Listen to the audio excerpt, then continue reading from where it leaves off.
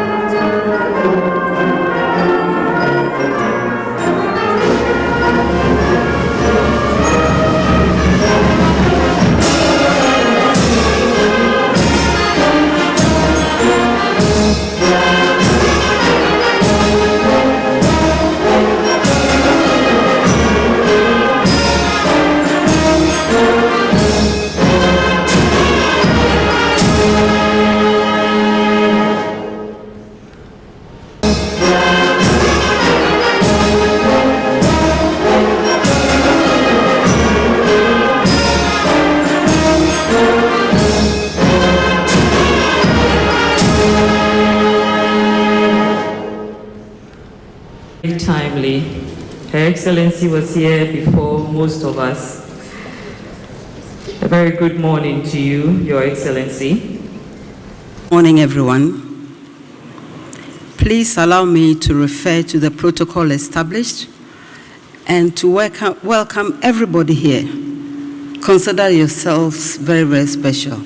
You know our relatives from outside our artificial borders, and to wish our Muslim relatives a very happy Eid. Revitalizing the anti-corruption architecture. Very important theme. We know that Ghana has long positioned herself as a pioneer in our continent's anti-corruption efforts. We were among the first of the nations to ratify the AU Convention on Preventing and Combating Corruption in 2007. And we demonstrated our early commitment to continental standards by submitting the first baseline report to the AU ABC. Our anti-corruption architecture is built on solid foundations. We have the 1992 Constitution and comprehensive legislation, including the Criminal Offences Act, Whistleblowers Act of 2006, the Right to Information Act of 2019, and the establishment of the Office of the Special Prosecutor in 2017.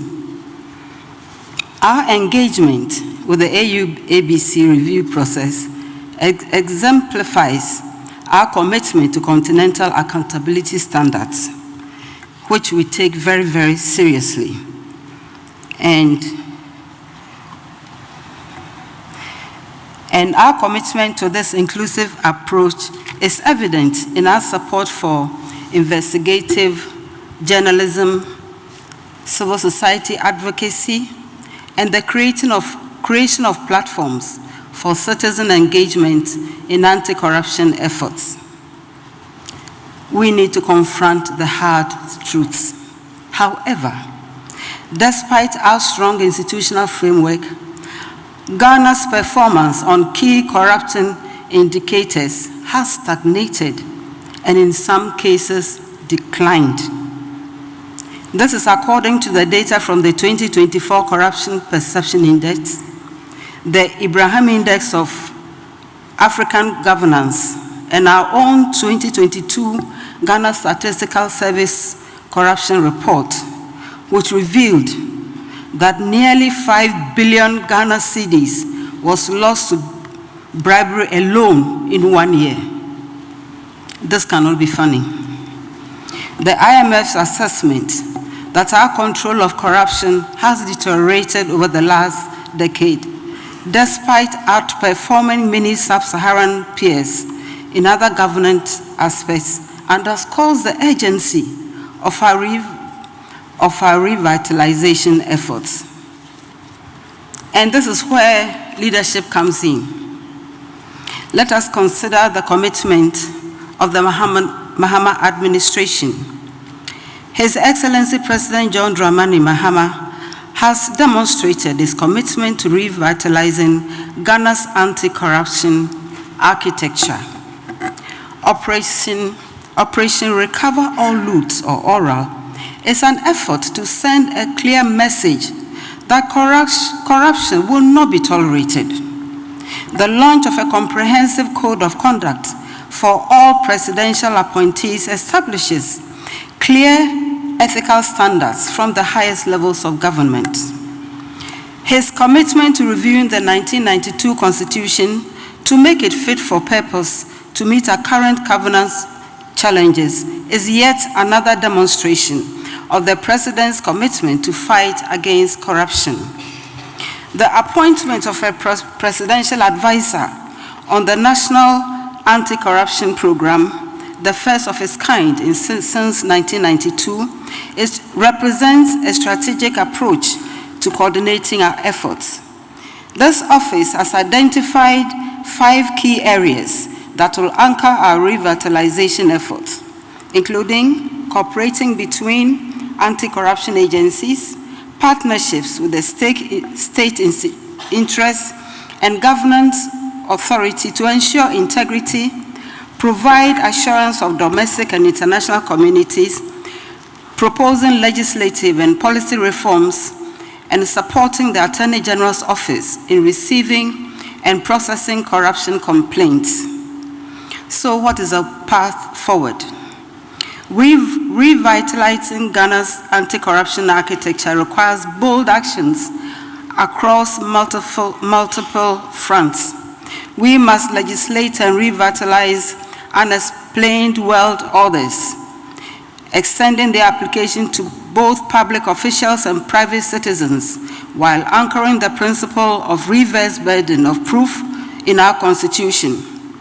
The revised conduct of public officers bill will onboard the views of CSOs, anti-corruption institutions, the media, academia, the international community, and all relevant stakeholders to ensure that this bill stands the test of time.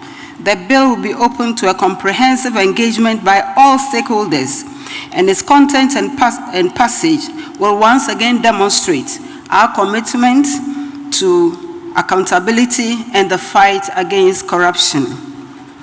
Definitely, you talked about the asset declaration, and I agree with the major points you have made. We must ensure also that we have sustainable financing for anti-corruption institutions to reduce their influence and also to enhance their independence. The financing of political parties and national elections must be regulated through comprehensive legislation that addresses both internal party leadership selection and national campaign funding. We need to engage our citizens. No anti-corruption architecture can succeed without active citizen engagement. Civil society organizations, investigative journalists, and ordinary citizens will be the partners in this fight. The Right to Information Act has empowered citizens to demand transparency, but we must do more to educate all of us about our rights and provide accessible channels for reporting corruption. And youth engagement, where are the youth? Are they here? Your voices are too low. I'm happy to see you here. Your engagement is particularly crucial. Young Africans represent our continent's greatest asset. You are the asset. Your digital nativity offers opportunities for to leverage technology for transparency and accountability. We must create platforms for meaningful youth participation in anti-corruption efforts, recognizing that you will inherit the systems we build today. I believe you heard me. Thank you.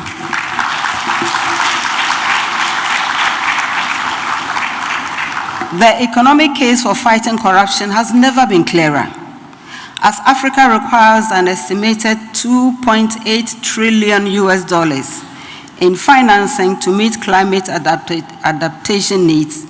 Every dollar lost to corruption represents a missed opportunity. Ghana's economic recovery and long-term prosperity depend on our ability to demonstrate that we are reliable stewards of public resources.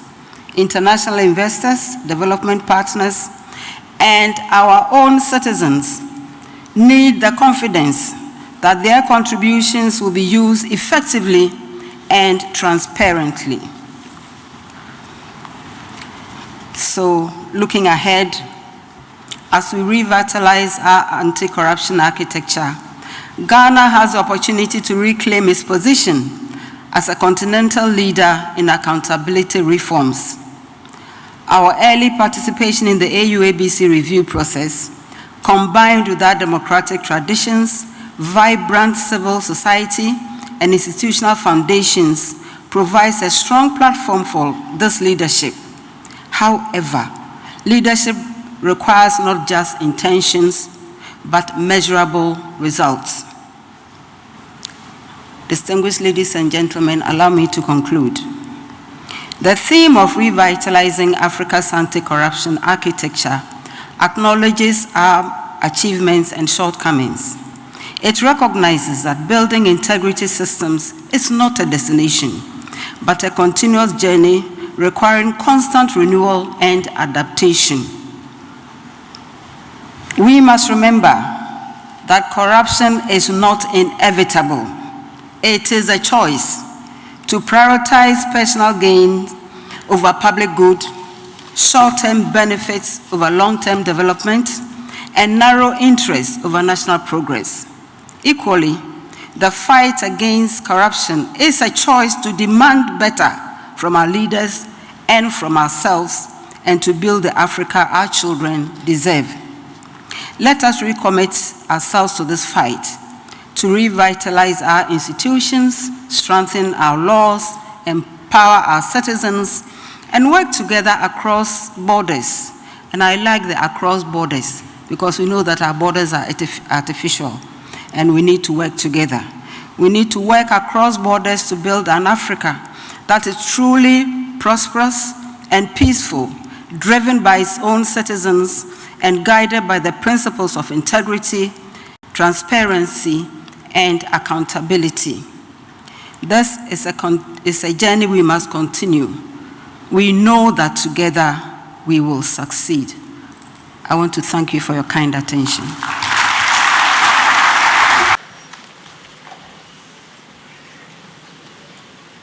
Very timely. Her Excellency was here before most of us. A very good morning to you, Your Excellency. Thanks for watching. Please like, subscribe, and click on the bell for more updates.